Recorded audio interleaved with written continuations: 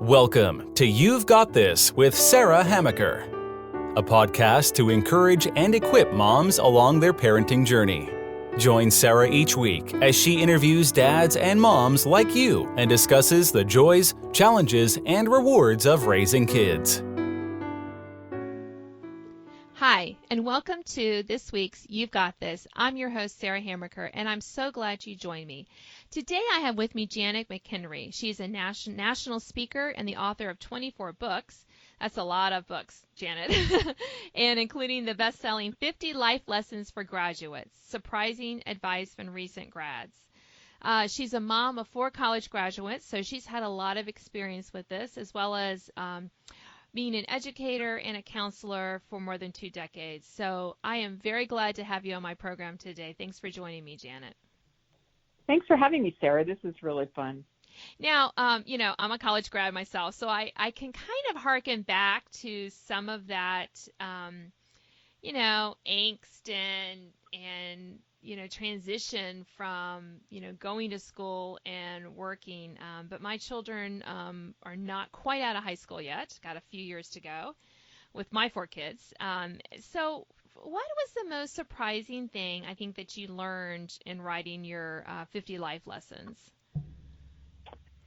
The life lessons actually came from young people who had graduated from college, and they just simply wanted to express that they'd learned more than just calculus or English or history, that they'd really learned something about life. And I was just blown away by their wisdom in general and what they had learned about themselves, what they had learned about other people, and what they had learned about life. And it truly gave me confidence that this younger generation is just going to do wonderful things in this world.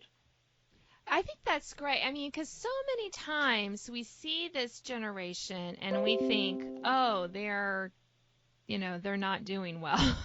they're self-absorbed. But I'm thinking, but I remember people talking about that when I graduated as well. I think there's, human nature hasn't changed that much over the years. So yes, there are some college grads who are self-absorbed and not wanting to work, and there's others who are. So I think just kind of keeping that in mind can be helpful as well when we think about just graduates in general.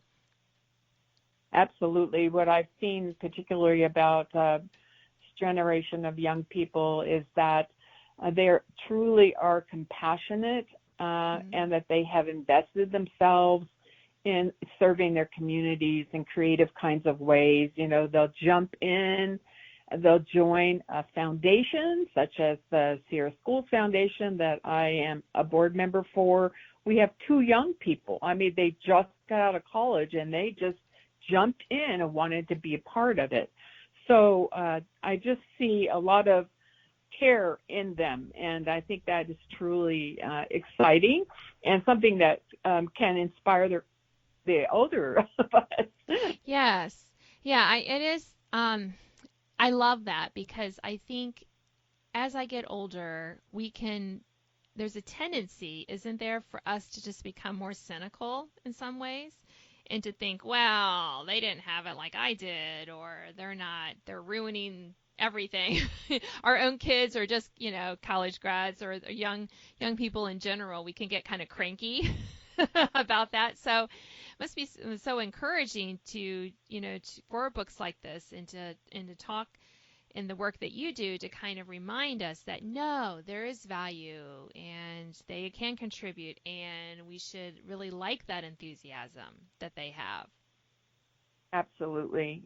Just one thing that I remember one young person saying was that each of the lessons in the book is based on an aphorism, some sort of a truism of sort. And so one person said, respect builds personal bridges. And another person said, each person has value. And so this helped me see that they don't look necessarily at society as just, groups of people, but they're looking at individuals and they're seeing value behind each of those individuals as they attempt to relate to them. That gave me a lot of encouragement. Yeah, I could see why that is that is very encouraging to hear and to, I'm sure, in your book to read that. Which brings me to how we can encourage our college or high school grads.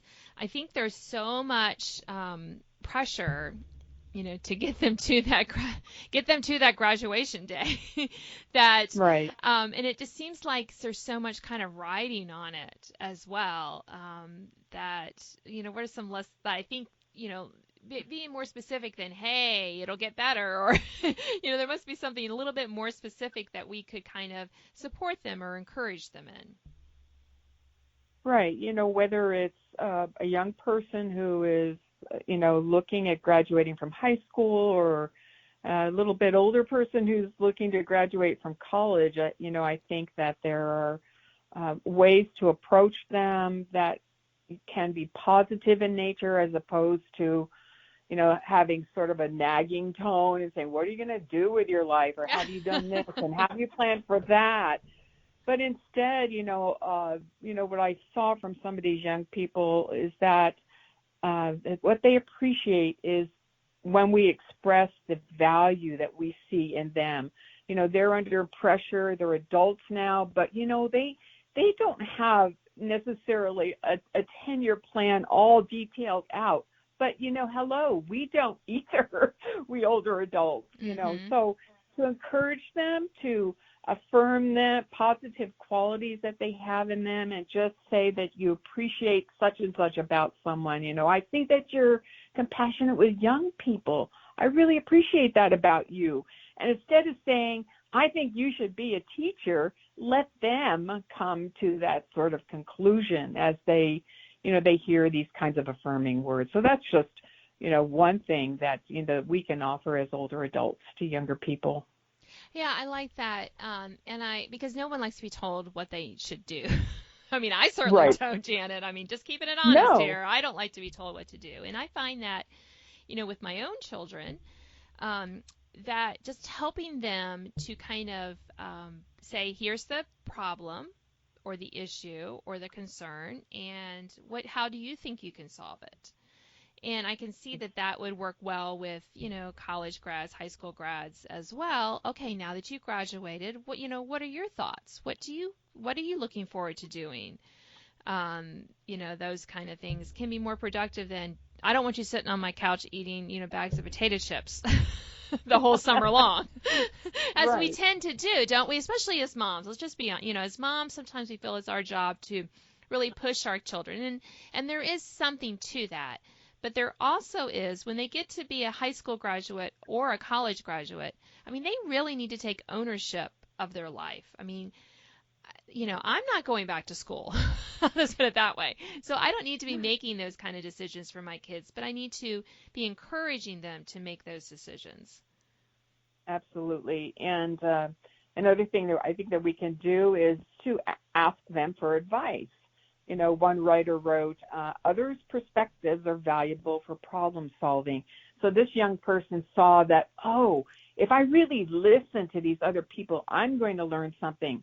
So what we can do with these high school or college grads is just, if we're in a situation and we're not sure what to do, or we just would like some more input, ask them. This is a very creative generation, whether it's, the millennial generation or, the current Gen Z. So, they're very creative. They've lived with computers and cell phones their whole lives. They see life differently than some older adults who have different kinds of experiences. And they've been challenged to explore the creativity through computer kinds of work, through design work, through all kinds of science applications and so forth. And so they have ideas we don't. And that also expresses our value for them. I think so. And it also is good for us as older adults to remember that we probably would have enjoyed having someone ask our advice when we were 18, 19, 20, 21, right? because we did have something to contribute instead of the attitude that, oh, when you're older, you'll be able to talk about that. Or when you're older, you'll be able to, you know, oh, you don't understand because you haven't lived long enough. It's really kind of devaluing them in their input, which we shouldn't do. I mean, everyone has something to contribute. It might not be as well thought out as we would say it, but it doesn't mean that it's not a valued opinion and or contribution. Absolutely. I think just listening as opposed to interjecting our opinion or our wise words, on them all the time. Just listening, they want to be heard, and we actually can learn, we can grow, we can be challenged in our own kind of walk wherever we are, and then only really offer advice if they ask. That's an important lesson, I believe, to learn. Yes, yeah. No one wants unsolicited advice. And it'll just fall on deaf ears. So we should just not do it. Okay, moms out there, just don't do it. Don't offer the advice if they don't want it. I have I have 3 teenagers, but 2 teenage daughters who are a sophomore and junior in high school right now, and they have their own, they're thinking, and my juniors obviously thinking about college, and it's been hard sometimes not to offer a lot of advice, but it goes better if I do ask those open-ended questions. What do you think you would like to do?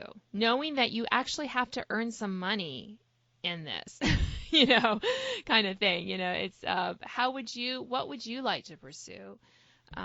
Thoughts about, she got a job last year, but it was kind of agonizing for her to kind of think through, well, the things she didn't want to do, and kind of gently saying, well, you actually will probably have to talk to someone because at your age, you can't get a job. Retail jobs are really, who's going to hire a 16-year-old? Right. I think another something that I hadn't thought of that I learned from a younger person was to simply offer to exercise with them.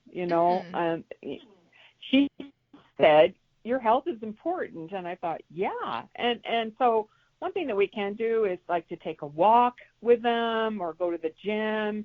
And those times together with younger people can actually afford wonderful opportunities for conversation.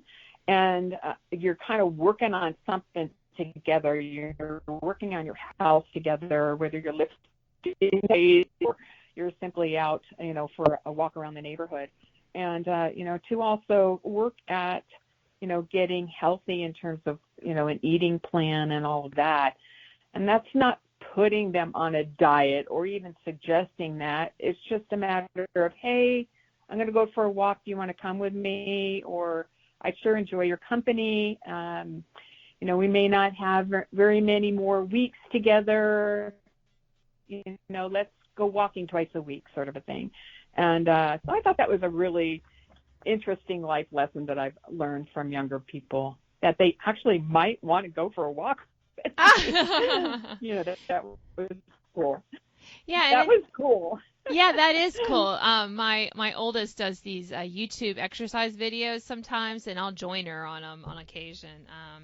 So that's been kind of fun too. And we talk about food. I mean, we forget how, it's good to think about and ask them, what do you like to eat? What could we change with our menu? What could we, because those kind of conversations, cooking in the kitchen or involving them in our family meal planning, can be really good. What do you want to eat for lunch? To take for your lunch for school and stuff. I found that has been a way to make a good connection with my kids, and I'm sure others will find that as well. Now, I have to ask, you have 4 college grads.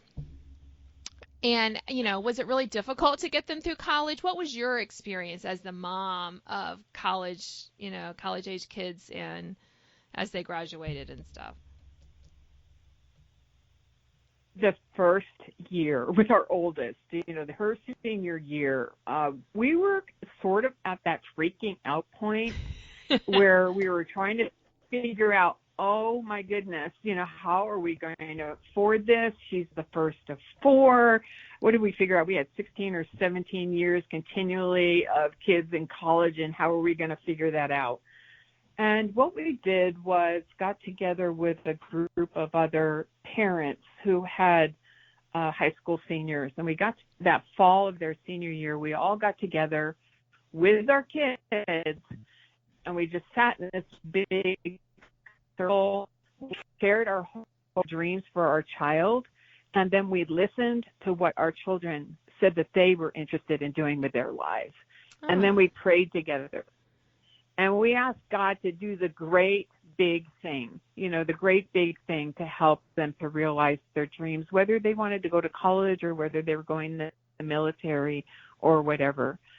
And, my daughter at that time had 4 really close friends. And so all of them, as it ended up going to a 4-year university, and they all ended up with terrific financial aid that helped them get through. My daughter nearly had a full ride that paid her tuition, and then a huge chunk of her housing as well. And taking that big step to decide, oh my goodness, we're committing now to a private Christian college. Is this going to work out? Right. But every single year, God somehow provided more.